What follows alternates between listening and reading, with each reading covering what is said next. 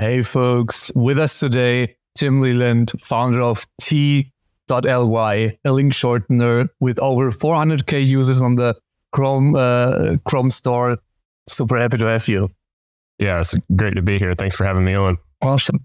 I usually the first question is what problem your product solves, but I think for link shortener, most everyone knows what it is or used one in the past.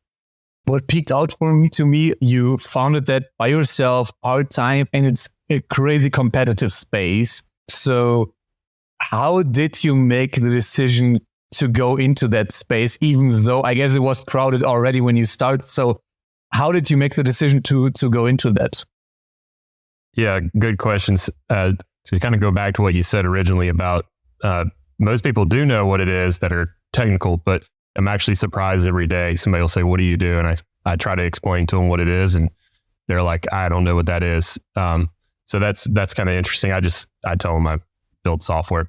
But yeah, so it is a very competitive space. Some of them have been around for 20 plus years, and I kind of just stumbled into it. I would say accidentally, but really it was through trying to figure out what am I going to work on next. And I was building Chrome extensions, and what I noticed was there was a Chrome extension that was for the Google URL shortener that had 1 million plus users on it. And right before that, Google had announced that they were planning to shut it down. So in my mind, I said, this looks like a great opportunity to build a Chrome extension originally that would compete against this one that was shutting down, really. So my goal was to build a Chrome extension that just used other URL shorteners to create short links. So I really didn't plan to build my own service initially. It was just the extension that would interface with like Bitly, TinyURL, and all these other tools. And I just wanted to build an extension that, was useful for people. It really wasn't, I didn't have the plan to build T.ly when I started that back in like 2018. That makes sense. And then how long did it take you to build the first version? Was you a developer by trade? So was that like a weekend project for you, or like how long did it take to get like V1 into market basically? Yeah, V1 of the extension really didn't take very long. I built probably 10 plus Chrome extensions before. So once you kind of have the basic framework for how to build one, and I interfaced with just public APIs that were out there. So it didn't take me but maybe a weekend to build the first version of the extension. Yeah, I mean, that's quite fast. So I think that's a great MVP. And then I think the most impressive to like everyone like listening likely is also that you're like above 400k users. How did you initially find traction? Because I think, well, what I know is once you're high in the ranking in the Chrome store, you kind of also get users quite organically. But how did you get that initial push to get up the rankings?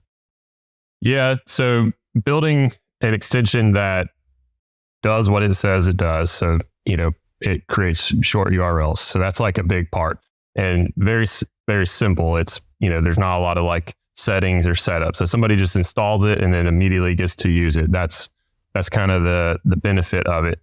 And then also so Chrome extensions request permissions. So that was a big part is, can I limit the permissions so that somebody doesn't, worry, what is this extension doing? Is it stealing my data and whatnot? So that's a pretty big problem on the Chrome extension web store. So the extension really doesn't require any permissions. It just takes the URL that you're currently on, creates a short link for it. So that was kind of the big thing. And then also I'd created probably 5 other Chrome extensions that were pretty popular. And I used some of those to kind of help market my other extensions. So I have like a weather extension that has close to like 200,000 users. And, just kind of being in the space has helped me to kind of grow it. And then like tactically, how did you do this cross promotion? Did you have like a small banner in your other extension? Or how did you actually drive users over from the other extensions to the URL shortener? Yeah. So when, if I think back, when you would install my weather extension, I think you would land on a page that had some of my other extensions on there. So that kind of helps. So like a confirmation page in a way.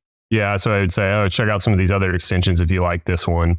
And then also just through like, SEO, I think helps, because my personal site, timleland.com, is like my blog, but it also has all my, projects on there and all my extensions. So kind of all that helps to, improve the SEO so that when people search, they're finding mine over some of the other ones that are out there. Yeah.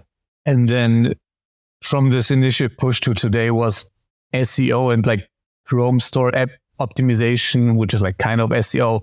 Were those the main drivers, or what else drove the business in terms of user acquisition? Yeah, I think that the SEO and like Chrome Web Store is a big part of it. So, just building an extension that, like I said, does what it says it does and is easy for people to see that. Like, so there is some optimization you can do in the Chrome Web Store, like your screenshots, your description, and that helps. So when you search URL shortener extension, generally mine's at the top because of that. Got it. So for a complete newbie, so to say, you would say great description, great screenshots, and very straightforward naming of the tool, so that what the user actually gets after downloading the Chrome extension matches very well to everything you consumed beforehand. Yep, that's right. Yeah. So, and I'm not very creative with my name, so I could have named it the extension something fancy, but I went with just the term URL shortener. So that kind of helps for people who are searching for it. It's very clear. Same with like my weather extension. It's called weather extension. I guess it helps with being found. So it's great naming for that. And then how do you, or at least like what one hears is that Chrome extensions are notoriously hard to monetize. So how do you monetize the app? Like, how is the pricing structure? How do you actually get people to pay you? Because in the end, you somehow need to generate revenue on it. Yeah, that's something I actually need to probably work on. So I've, 450,000 users using the extension roughly.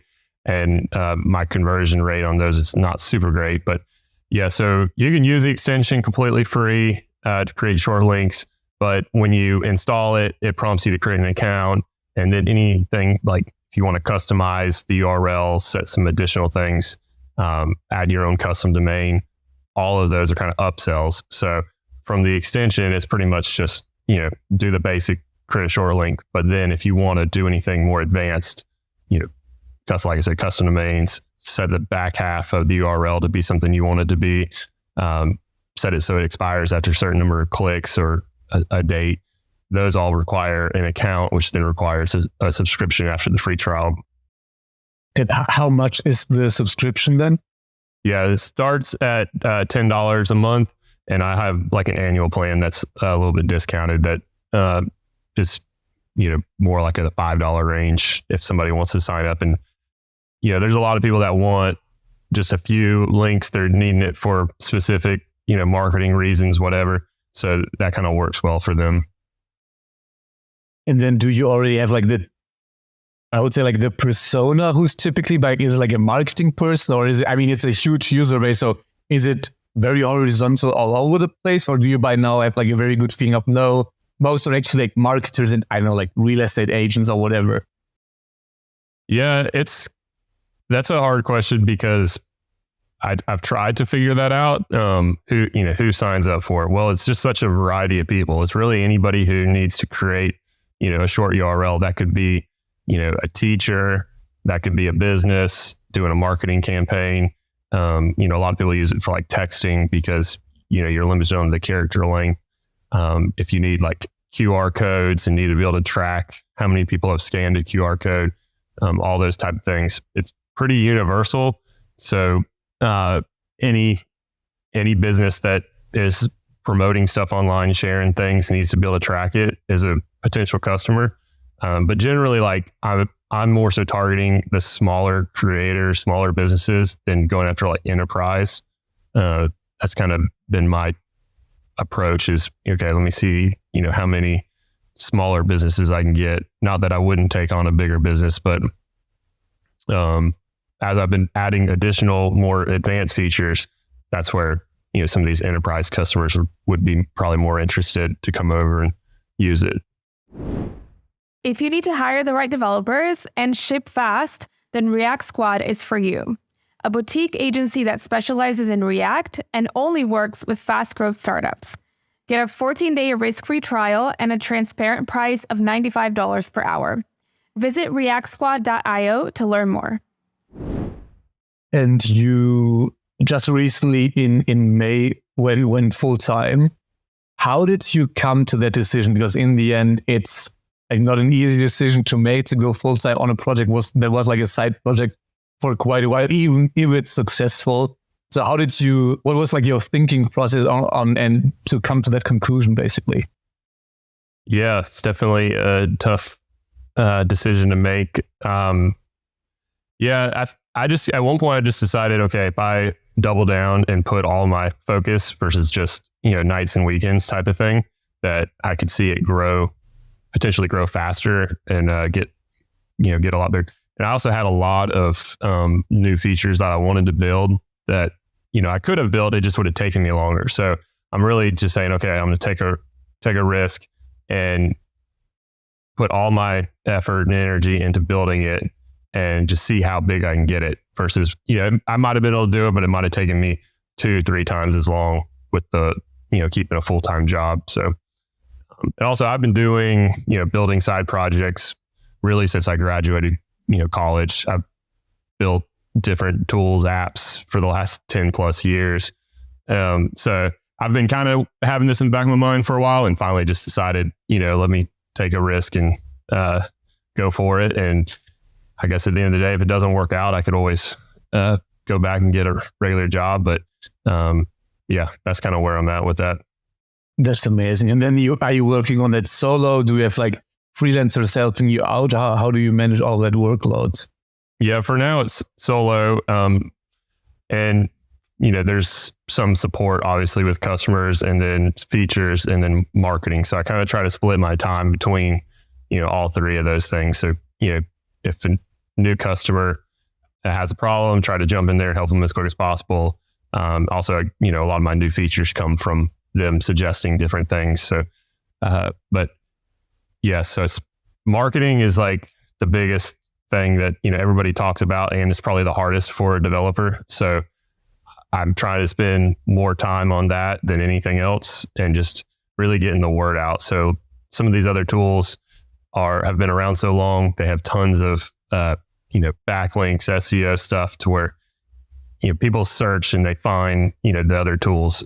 So I'm really working on trying to just bring, more brand awareness, I guess, and just more awareness that the product exists. It's more affordable, gives you very similar feature set, great customer support, and I think competes really well with some of these other much larger, more expensive products. Let's put a pin in the marketing part because I would love to come back on that. And then a very nitty-gritty question: how do you split your time? I know some people do like marketing week, coding week. I know some people will say Monday through Friday marketing, and still they code on the weekends. Basically, how do you split your time on that? Yeah, I like the idea of saying a marketing week and then development week, and I've actually been considering doing that because right now it's kind of whatever the next thing I think is the most valuable. So if it is building a feature, I'll jump in and build that. And then, if all of a sudden I have a great idea to build do something for marketing, I'll do that. So, and also I like development as marketing or building like free products that help drive traffic. And one simple one is I just released a tool that's completely free. You can just go and you can go to t.ly/tool/screenshot website, and you can put in a URL and generate a screenshot of the website. So I'm trying to build more and more tools that are just free and they act as marketing, but they also, help with SEO and added benefit and things like that. here on my notes, I had the question, what is the strategy with the 5 tools on t.ly? So I think I can tick that question of that it's engineering as marketing. Yeah. And then is this really, because you mentioned that like the Chrome store, like app SEO optimization is like, there's not an infinite amount of things you can do there. So I guess you like reach the top there already in terms of optimizations. And then is the engineering as marketing your main focus, or is it like blog SEO that you're working on? Or what are those marketing things that like you're putting your effort in right now? Yeah, if I come up with an idea that kind of fits really with like anything to do with a URL, so, you know, like the screenshot tool as an example, I'll build those and as long as I can, you know, do it and it's something that makes sense along the product. But yeah, so I guess to go back to what you said about the extension, that's something I've needed.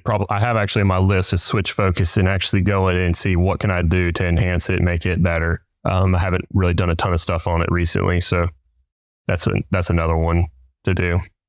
Yeah, and for example, on the screenshot tool, do you then do like a product hunt launch, or how do you get initial traction for the tool? Because in the end, it's kind of amazing to have a free tool, but also like people need to know about it to get the ball rolling.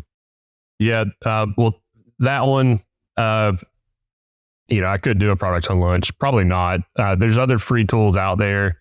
So in my mind, you know, if I could bring in traffic from some of these other tools that are doing it to t.ly, it'll just like kind of boost the overall like presence of the domain and, you know, possibly improve my search ranking. That's something I've been doing a lot of, trying to like learn more about like SEO and how if you build this, I'm blanking on the word, but if you build like pretty much where you have this domain authority around a topic, in my case, like a URL, that's what I'm trying to do, to where I have all these tooling and features around URLs. And then hopefully that will then lead to driving more traffic and, you know, ultimately more signups, more users.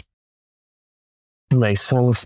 And then, I mean, as we said, you kind of recently went full time, but do you already know what like the big vision is? Like, do you have something specific in mind, or is it like so new to be full time that you first need to settle in, basically? Yeah, I guess my goal is to grow it to be, you know, one of the top URL shorteners out there, which, you know, it's growing pretty quickly. So it's kind of on the path to being one, you know. How many users would that be? Like, if you would be like, what's the biggest URL shortener out there in terms of usage? You know, probably Bitly, TinyURL. Those are kind of the two top ones that come to mind. So, you know, right now I'm in the, you know, top 5 or 6, something like that. So I'm kind of on the path.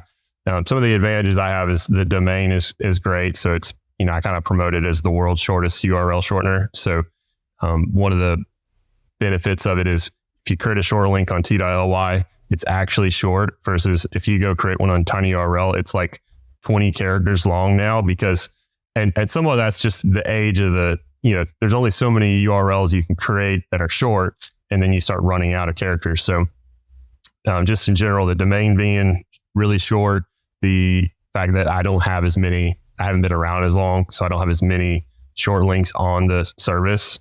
So there's a lot more, you know, short URLs available. So that's kind of, you know, what I'm trying to do is to grow it to be, you know, up there with those other competitors. I think that's an amazing point to wrap up, and a very ambitious goal. I love it. So Tim, thanks a ton for coming on. Yeah. Thank you for having me on. This is great. If you like this episode, then you'll love the SaaS Operator, a weekly newsletter brought to you by EarlyNode, with actionable insights from SaaS experts in the industry, delivered right to your inbox every Tuesday for free. Visit earlynode.com to subscribe.